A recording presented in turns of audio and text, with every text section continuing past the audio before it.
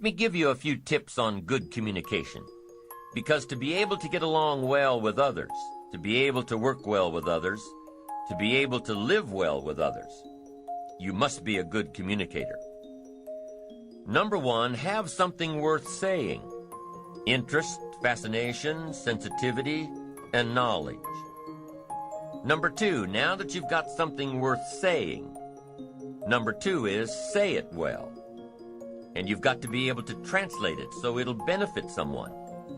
You must have a good delivery system for your substance and knowledge and awareness and understanding and experience. Learn to say it well. And here are some clues on saying it well. Number one, sincerity. The best communication occurs when both people are sincere, one sincerely wishing to learn or listen, and the other sincerely wishing to share. Number two in saying it well is repetition.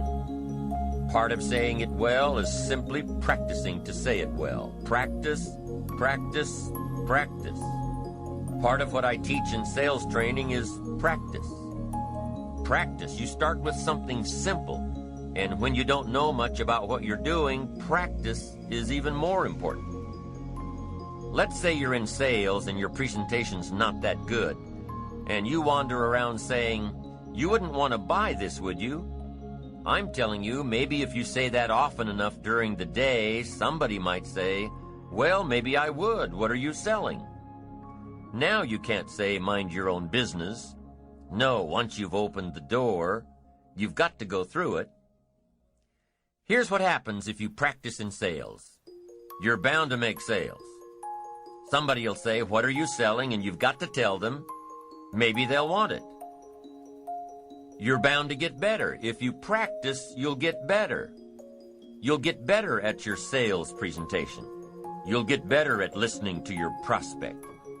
You'll get better at closing the sale. You'll get better at earning a living. Practice is just as valuable as a sale. Because here's what's valuable in sales: the skills. The sale will make you a living. The skills will make you a fortune. So, practice your presentation and your ability to communicate what you know. The people out there who say, "No, I wouldn't care for any," are just as valuable. Why? Because they took the time to let you practice your presentation. And especially when you're just getting started, you might want to pay them to listen to you practice while you stumble around. So, be thankful for the no's. Practice helps you develop skills. Skills make labor more valuable. If you just sell, you can make a living. If you skillfully sell, you can make a fortune. If you just talk, you can hold a family together. If you skillfully talk, you can build dreams and the future. The difference is skill. You can cut a tree down with a hammer, but it takes about 30 days. If you trade the hammer for an axe, you can cut the tree down in about 30 minutes. The difference between the 30 minutes and 30 days is the tool. And your best communication tool is your skill. So practice to get the skill of saying it well. Part of saying it well is sincerity. The next part is repetition. Now here's another part of saying it well: brevity. Sometimes you don't need too much, just enough. The more you know, here's what I found out. The more you know, the briefer you can be. Because you can learn to make words more effective. Jesus was brief when he was putting his team together. He just wandered around the countryside, and every once in a while he'd see somebody he wanted on his team and said, "You follow me." Now that's short. That's brief. Now why could Jesus be so brief and yet be so effective? Here's what I think. For all that he was that he didn't have to say. For all that he was that he didn't have to say. When you become bigger, when you become wiser, when you become stronger, you become a person of better reputation, so that when you arrive, maybe your reputation has preceded you. And when you get there, you don't have to say much. You don't have to launch into a 2-hour harangue if your reputation has preceded you. Your reputation will get a lot of the job done for you before you ever arrive. Next is style. Part of saying it well is style. Be a student of style, a variety of styles. Then make sure you develop your own. Be a student, but develop your own. Don't be someone else. Let someone else influence you, but don't become them. Develop your own style. Here's another tip on saying it well: vocabulary. You've just got to have a good vocabulary to say it well. Vocabulary. We can only translate for other people with the tools called vocabulary. If you're lacking in vocabulary, then you're lacking in tools to describe some problem or some answer. Words, vocabulary. You can't communicate without them. And you can't communicate well without a defined vocabulary.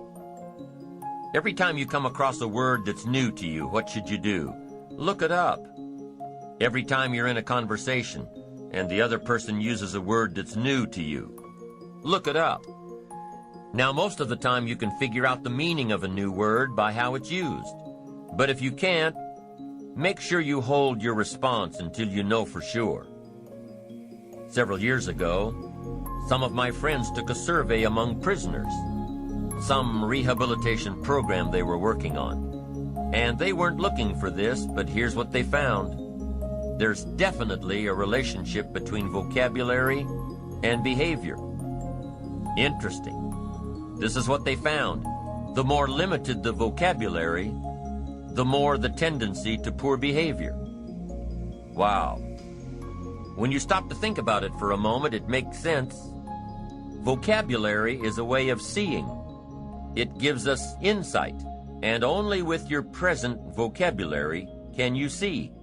You can't use tools you don't have to see, to create light, understanding, awareness, comprehension, perception, vision.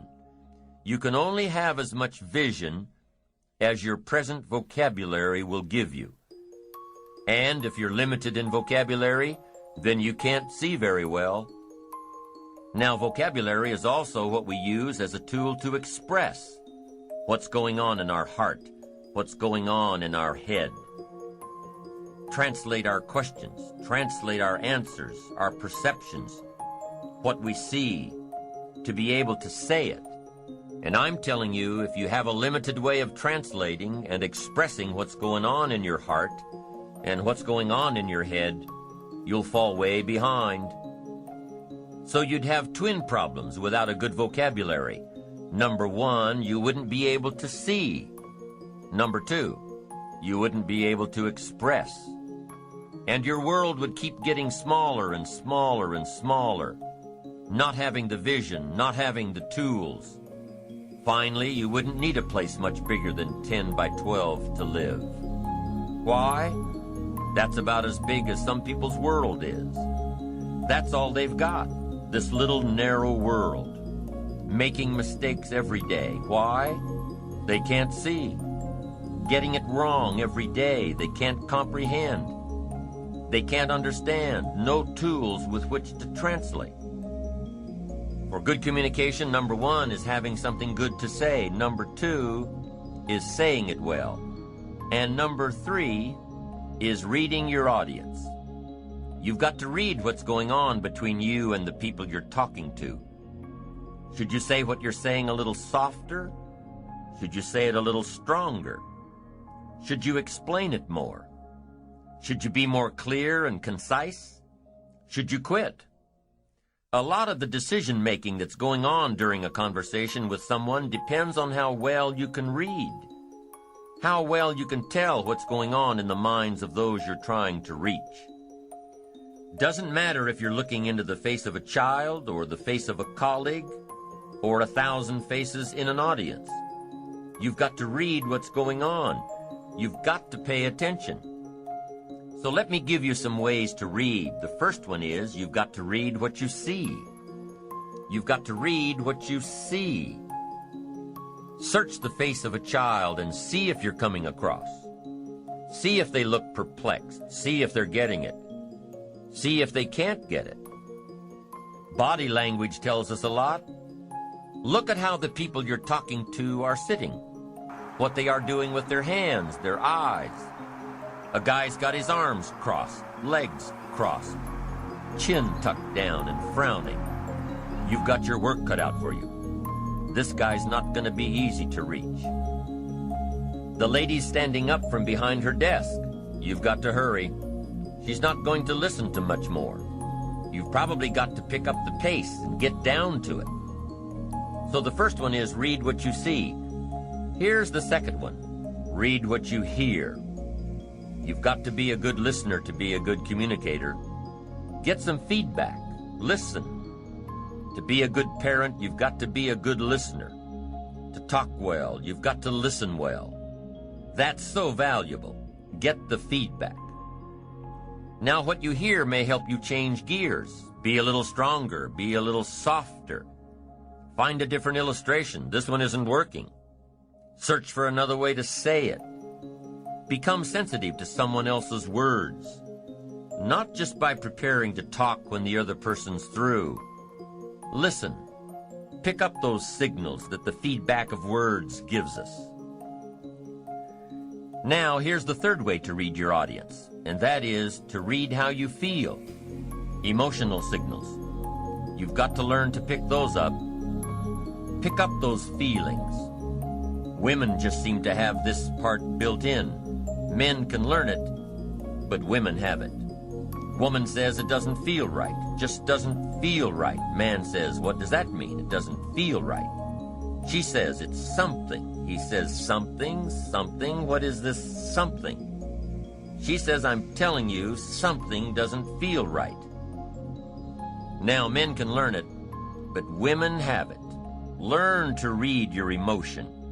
Learn to read what others are feeling so you can adjust your communication, so you can adjust your approach, so you can get your message across, so you can communicate well.